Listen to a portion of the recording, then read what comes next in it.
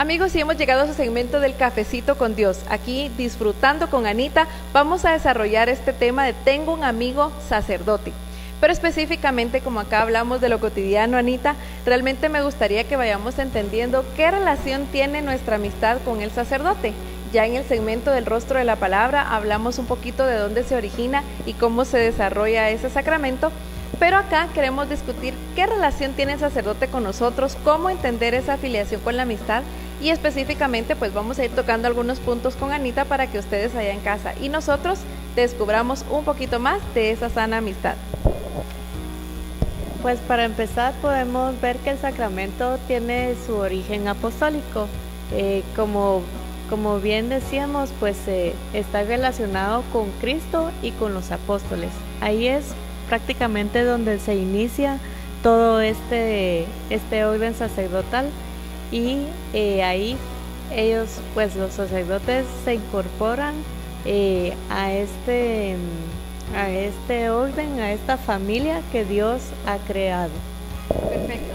Y además tenemos que entender que ellos reciben el sacramento y quedan configurados para siempre, Anita, ¿verdad? ¿Y cómo quedan configurados? Pues para que sean la cabeza de Cristo, pastores y servidores de la iglesia, a fin de enseñar, santificar, guiar y por supuesto servir en nombre suyo al pueblo de Dios. Lo hablábamos en el segmento anterior, cómo ellos están a disposición.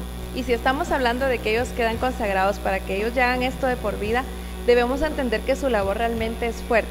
O tú no me dejarás mentir, Anita, que realmente cuando vemos y tenemos la cercanía de compartir el servicio de Dios con un amigo sacerdote, sabemos lo sacrificado que esto es.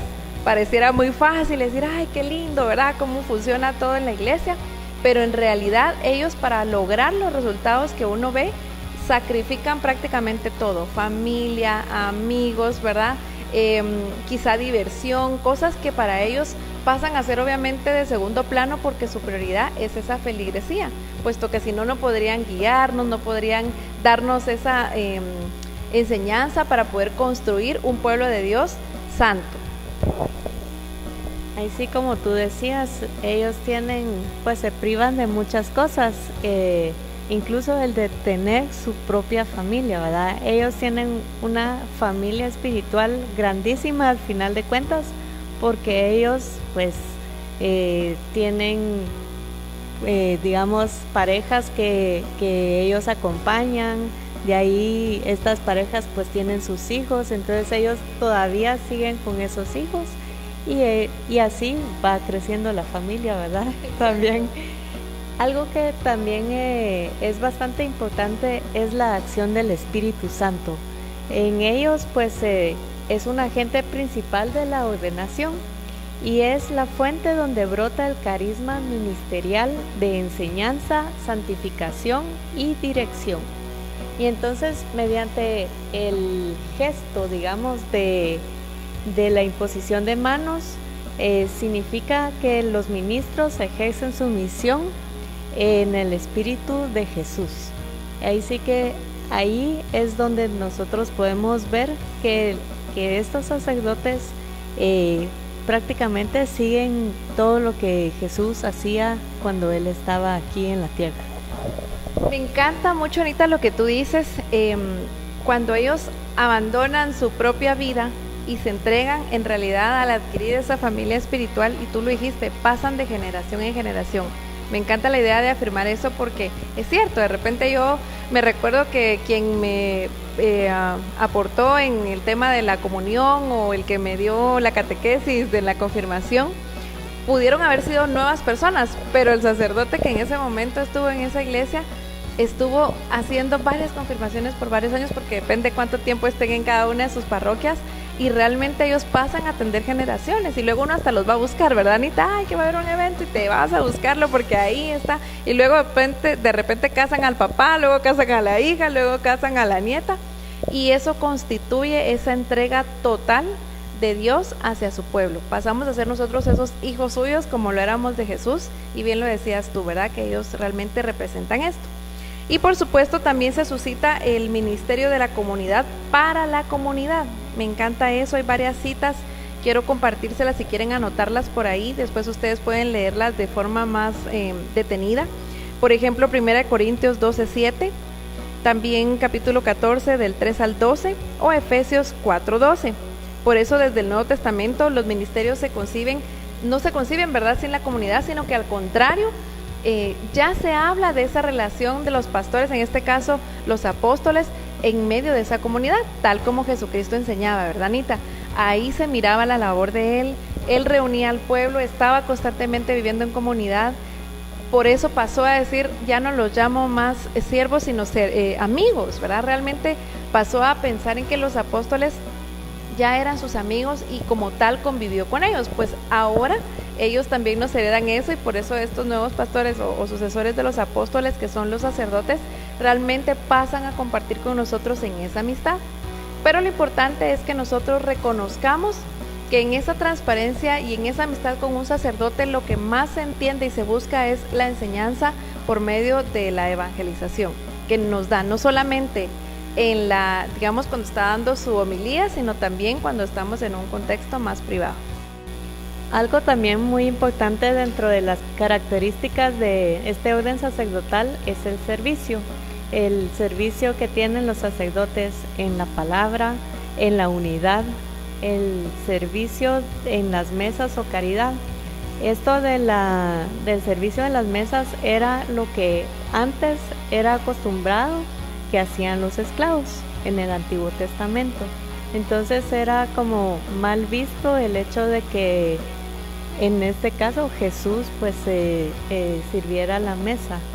Y es algo de que es muy importante, que mencionan una palabra clave, que es la diaconía, que esta palabra significa servir a la mesa, y era lo que yo explicaba, que era una acción que desarrollaban más que todo los esclavos.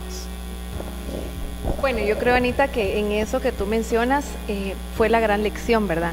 Él estaba acá y vino a servir, él hacía la voluntad del Padre y nos enseñó que nosotros igualmente debemos tener esa humildad para poderle servir al pueblo.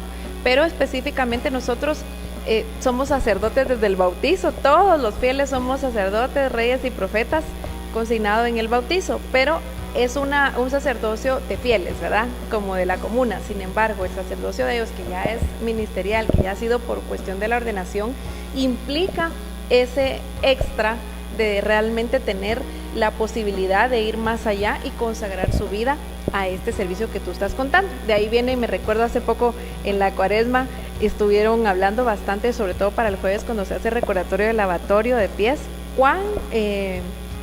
cuánto nos enseña Jesús en esa humildad de ceñirse la toalla al cinturón, agacharse, lavar los pies. Ya ves, Anita, que Pedro es súper rebelde, ¿no? Que él no quería, y ahí realmente, ¿qué le dijo Jesús? Pues si no te dejas lavar, no vas a formar parte de este banquete. Realmente es importante que entendamos esa humildad, y por eso me gusta lo que dices, porque traemos a colación cuán importante es servir, y también te decía, tener humildad para aceptar ese servicio, ¿verdad? Y bueno, algo que también es bien importante que nosotros entendamos es que en la vida el sacerdote tiene muchas ovejas, tiene muchas personas a las cuales atender, Anita, y a algunas personas nos cuesta muchísimo entender que no siempre van a poder estar disponibles para nosotros, que a pesar de que está en ese servicio, es tanta gente que no se da abasto. A mí me ha pasado, y yo creo que nos cuesta un poquito el poder entender por qué no me pone atención, o por qué no me da una cita como más con una prontitud que me permita a mí sentir que me atiende de forma inmediata. Pero sí debemos entender, eso me lo dijo un padre y me encantó, de que debo tener paciencia, porque nosotros o los papás que les cuesta atender a sus 3, 4, 5 hijos, no es nada cuando un sacerdote, hablando religiosa y espiritualmente, tiene como 50 hijos en la parroquia que atender. Entonces, que obviamente pues se va atendiendo como los que tienen prioridad por alguna necesidad. Sin embargo, ellos van eligiendo y van viendo cómo poder apoyar poco a poco a cada uno de los fieles. Entonces realmente es importante que también dimensionemos que ese servicio para el cual ha sido ordenado tiene que tener cada etapa para poder entender cómo y cuándo el sacerdote, aun siendo nuestro amigo, nos pueda recibir, nos pueda atender o de pronto nos pueda aconsejar, que eso sí implica muchas cosas importantes. Entonces, ¿tú qué piensas de eso, Anita? Yo pues creo que es muy importante lo que tú dices, el hecho de que nosotros tomemos en cuenta el tiempo que ellos dedican a cada una de las personas y que no podemos pues tomar a veces mucho tiempo para que ellos estén con nosotros, ¿verdad? Y algo muy importante es el respeto. Siento que es algo que nosotros les tenemos que dar a todos los sacerdotes porque son personas consagradas a Dios.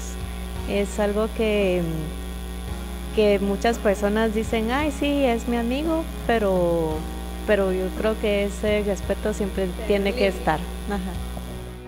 Otra de las características que podemos ver de este orden sacerdotal es que al igual que el bautismo y la confirmación, pues la participación del ministerio de Jesucristo se otorga una vez para siempre. Es algo que podemos ver que el sacramento imprime un carácter imborrable y no puede repetirse.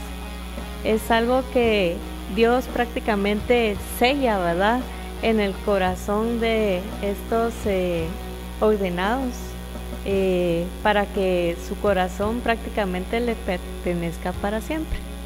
Y es algo que podríamos ver que en el caso del matrimonio hay personas que se casan una vez, pero pueden haber casos en los que las parejas pues ya no pueden convivir y se separan, y está el tema de la nulidad matrimonial.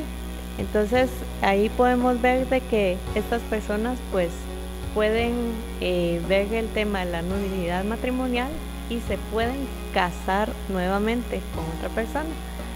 En el caso del sacerdote pues no es así. Estas personas pues ya consagradas a Dios quedan prácticamente su sello para siempre. Este tema de que tú explicabas para hacer la comparación con la vida matrimonial realmente es un tema muy amplio, pero el objeto es entender, Anita, que nosotros podemos algunas cosas de la vida, por ejemplo en el matrimonio, hablando de la vida civil, ahí uno puede hacer un divorcio y se casa de nuevo. En la iglesia no, en la iglesia no existe el divorcio como tal. Entonces pasa lo que tú decías de la nulidad matrimonial, que solamente es por causas muy específicas y son temas que son estudiados, es como cuando no se ha consumado el matrimonio como tal por X o Y, y entonces se da ese tema. Pero lo que tú decías, en el sacerdote definitivamente no se puede borrar, es así para siempre, y sobre todo pues no es que pueda decir, ay, hoy ya no quiero ser sacerdote, ¿verdad? Sino que pasa en un proceso. Pero es también parte de esa psicología que debemos entender, que por muy cansado que esté siendo el pastor de nuestra iglesia, le toca vivir y retomar y renovar energías para seguir adelante. Pero yo quiero también compartirles que Cristo fue enviado por el Padre para la redención del mundo, y por ello se dotó de un poder del cielo y de la tierra, que en este caso son llamados los apóstoles. Entonces, así como el Padre me envió a mí, así yo los envío a ustedes. Eso lo podemos ver en Juan 20:21.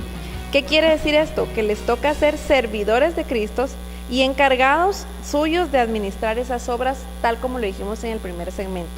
Esa es la característica final con la que debemos entender nosotros, que en ese ministerio tan grande de los sacerdotes, siendo nuestros amigos, tienen una carga sobre el hombro bastante pesada, que pareciera fácil, pero que parte de la amistad es comprenderse.